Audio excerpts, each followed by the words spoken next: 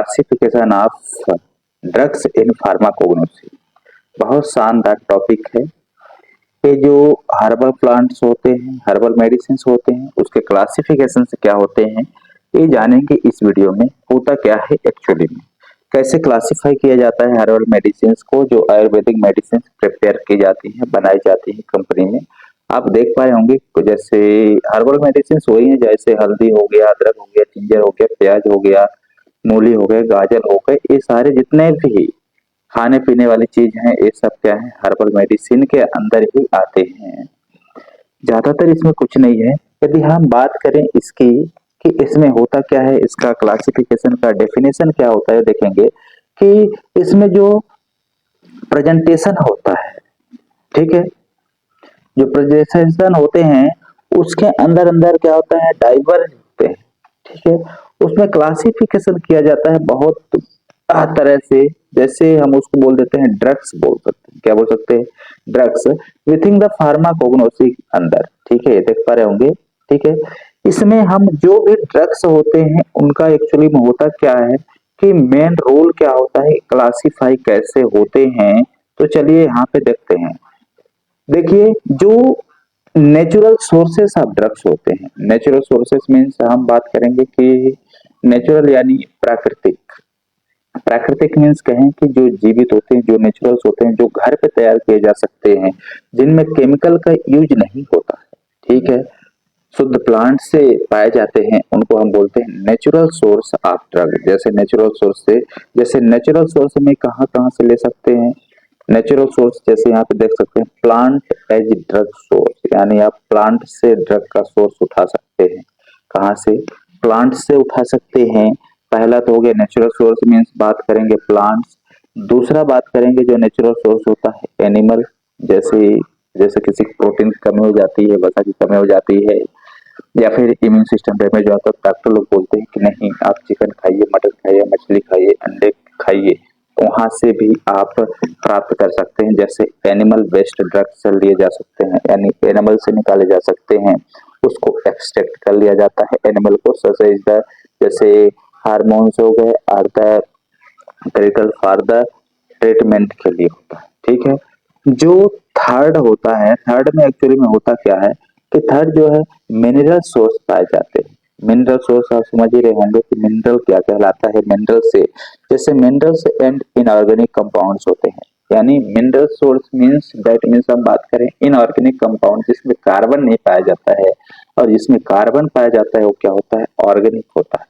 तो ऐसे कंपाउंड जिसमें कार्बन नहीं पाए जाते हैं वो क्या होते हैं इनऑर्गेनिक कंपाउंड बोलते हैं, और उन्हीं को क्या बोलते हैं मिनरल सोर्स बोलते हैं। अब यहाँ पे देख लीजिए जो केमिस्ट्री में, सॉरी, जो कोग्नोसी का क्लासिफिकेशन होता है तो वो इतने बेस्ट होता है, classify by the chemical structure. Chemical structure के अकॉर्डिंग क्लासिफाई किया जा सकता है हर्बल मेडिसिन मीन्स फार्माकोग्नोसी में। तो जो उसमें पहला होता है एल्कोलाइड्स होता है, दूसरा बात करेंगे ग्लाइकोसाइड्स होता है, थर्ड इज बात करेंगे टर्पेनाइड्स एंड टर्फिन्स होते हैं, ठीक है।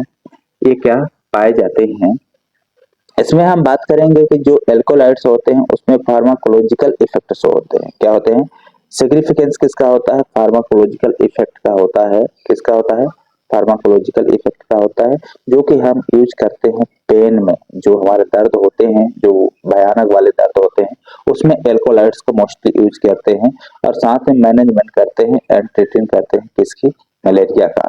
तो आप ध्यान दे पा रहे होंगे कि पेन और मलेरिया फीवर जैसे बुखार में उस ड्रग्स को यूज किया जाता है जो एल्कोलाइड से रिलेटेड होते हैं, किससे रिलेटेड होते हैं, एल्केलॉइड से रिलेटेड होते हैं उसमें। ये पहला हो गया।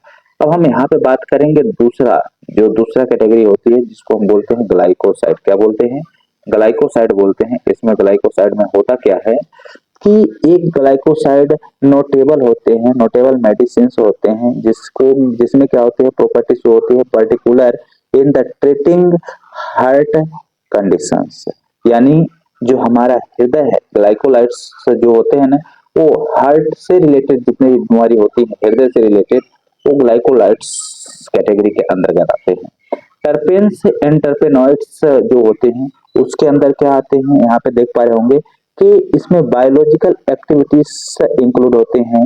बायोलॉजिकल एक्टिविटीज जैसे मान लीजिए आप केमिस्ट्री या इकोलॉजी में पढ़े होंगे, anti microbial, anti inflammatory and anti malarial, anti microbial, anti cancer, जितने भी एक्टिविटी होती है बॉडी में वो सब टर्पेन एंड टर्पेनॉइड्स के अंतर्गत आते हैं। तो ये 3 क्लासिफिकेशन होते हैं, याद रखना है। ठीक है, मेन क्या है, एल्कोलाइट्स होता है, एल्कोलाइट्स के याद रखना है। दूसरा क्या होता है, ग्लाइकोलाइट्स होता है। और तीसरा टर्पेन्स एंड टर्पेनाइड्स होता है, याद रखना है। बता दिया है कि इसमें होता क्या क्या है। अब चलिए हम बात कर लेते हैं कि थेरापेutical एप्लीकेशंस क्या हो सकते हैं, थेरापेutical बेस क्या होते हैं। यहाँ पे थेरापेutiकल्स में आप देख पा रहे होंगे कि एक्चुअली में होता क्या है कि एंटी माइक्रोबियल एजेंट जो होते हैं, फर्स्टली क्या होते हैं, एंटी माइक्रोबियल एजेंट होते हैं। इन एंटी माइक्रोबियल एजेंट में जो नेचुरल ड्रग फ्रॉम प्लांट से ऑब्टेन किए जाते हैं, प्लांट्स भी हो सकते हैं या फिर माइक्रोब्स हो सकते हैं। ठीक है, एनिमल्स भी हो सकते हैं, यानी माइक्रोब्स यानी जीव जंतु हो सकते हैं, यानी कह सकते हैं उसे क्या, एनिमल ट्रीट करते हैं इफेक्टिविटी के लिए। ठीक है, इसको हम बोल सकते हैं एंटी माइक्रोबियल एजेंट होते हैं। क्या होते हैं, ये एंटी माइक्रोबियल एजेंट कहलाता है। दूसरा जो है यहाँ पे है क्या, एंटी कैंसर ड्रग। जो थेरापेutical एप्लीकेशन होते हैं इसमें क्या है, एंटी कैंसर। ये नेचुरल प्रोडक्ट लाइक होते हैं, जैसे बेनिक्रिस्टिन और बिनब्लास्टिन। इसमें केमिकल फार्मूला पाया जाता है बेनिक्रिस्टिन और बिनब्लास्टिन का, जो कि कैंसर की थेरापेटिक्स या फिर कैंसर को ट्रीटमेंट करता है। अब यहाँ पे देखेंगे एनाल्जेसिक होते हैं। कुछ ऐसे हर्बल प्लांट्स होते हैं जो एनाल्जेसिक होते हैं, जैसे वार्क हो गया, अफवाइड्स हो गए एंड ट्रेडिशनल रेमेडीज हो गए, जो कि पेन रिलीफ में यूज करते हैं। किसमें यूज करते हैं, पेन रिलीफ में हम लोग मोस्टली ज्यादा यूज करते हैं। ये 3 पॉइंट हो गए। अब हम बात करेंगे कि जो नेक्स्ट इंपॉर्टेंट पॉइंट्स होता है, जिसको हम बोलते हैं इम्पोर्टेंस ऑफ एथेनोफार्माकोलॉजी। एथेनोफार्माकोलॉजी क्या है, ये हम जानेंगे कि एथेनोफार्माकोलॉजी में एक्चुअली में होता ये है कि जो जो क्या होते हैं, कल्चरल सिग्निफिकेंस होते हैं, यानी कल्चर शो करते हैं। जैसे आप यहाँ पे इमेज से रिलेटेड आप देख पा रहे होंगे कि इसका कल्चर क्या शो हो रहा है। और दूसरा फेटोकेमिकल स्क्रीनिंग होता है। और तीसरा इसकी बात करेंगे कन्जर्वेशंस होते हैं, कन्वर्वेशन होता है, कन्वर्वेशंस नीडेड्स होती हैं कि आप इसको कन्वर्ट कर सकते हैं, क्या क्या हो सकते हैं, इसके अंदर सब कुछ होते हैं। जैसे यहाँ क्या है, कल्चरल सिग्निफिकेंस क्या शो होता है। ठीक है, फेटोकेमिकल स्क्रीनिंग क्या होती है, ये भी देख पा रहे होंगे। यहाँ पे कंसर्वेशन, यहाँ पे एक वर्ड आ रहा है क्या, कंसर्वेशन है, ये भी है, आप देख पा रहे होंगे। ये सब क्या है, इम्पोर्टेंस है किसकी, ड्रग्स की। अब यहाँ पे बात करेंगे regulatory consideration in the herbal medicine. इसका रेगुलेट कैसे किया जाता है और इसको कंसिडर कैसे करते हैं। तो पहला होता है क्वालिटी कंट्रोल में क्वालिटी चेक की जाती है, स्टैंडर्डाइजेशन किया जाता है ड्रग्स का, और क्लिनिकल ट्रायल किया जाता है। ये भी 3 स्टेप में होता है। कितने स्टेप होता है, 3 स्टेप में होता है। तो ये जो पहला क्वालिटी कंट्रोल होता है, इसमें आप जानते होंगे क्वालिटी यानी क्वालिटी कंट्रोल ही होता है। मेन पॉइंट क्या है, 3 है। मेन पॉइंट कितने हैं, 3 ही है। जो पहला होता है क्वालिटी कंट्रोल, दूसरा होता है स्टैंडर्डाइजेशन, इसमें ज्यादातर कुछ नहीं है। और जो भी बनेगी स्टैंडर्डाइजेशन के बाद उसका स्टैंडर्ड चेक किया जाता है और उसका क्लिनिकल ट्रायल होगा, तभी वो मार्केट में पब्लिश्ड होगा या फिर मार्केट में उसको भेजा जाता है, तभी उसको ऑथराइज्ड मिलेगी उस मेडिसिन को बाहर निकालने के लिए। एंड देन हम बात करेंगे कि जो फीचर्स होते हैं, क्या होते हैं, फ्यूचर्स होता है, future trends in medicine. Future के बारे में बात करेंगे कि ये फ्यूचर में कैसा होते हैं, नुकसानदायक होते हैं, लाभदायक होते हैं, ये सब देखेंगे। तो इंटीग्रेटिव मेडिसिन जो होते हैं, इंटीग्रेटिव मेडिसिन होते हैं, इनमें क्या होता है कि फार्माकोग्नोसी इनटू मेन स्ट्रीम जो होते हैं वो क्या होते हैं, मेडिसिन इज गेनिंग ट्रैक्शन का होता है। क्या करते हैं?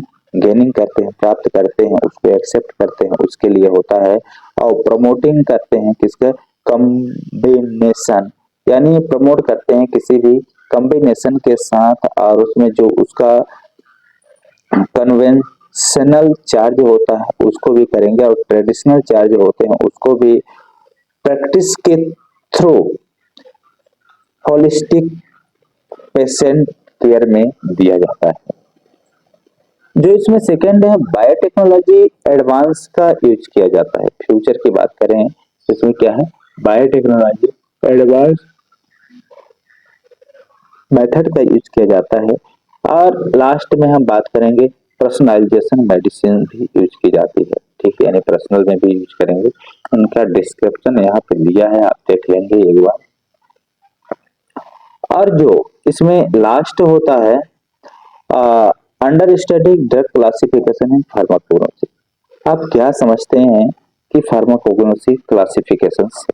ठीक है, तो इसमें जो डाइवर्सिटी ऑफ नेचुरल सोर्सेस होते हैं, उसमें जो हम drug drift from the various natural origin से लिया जाता है।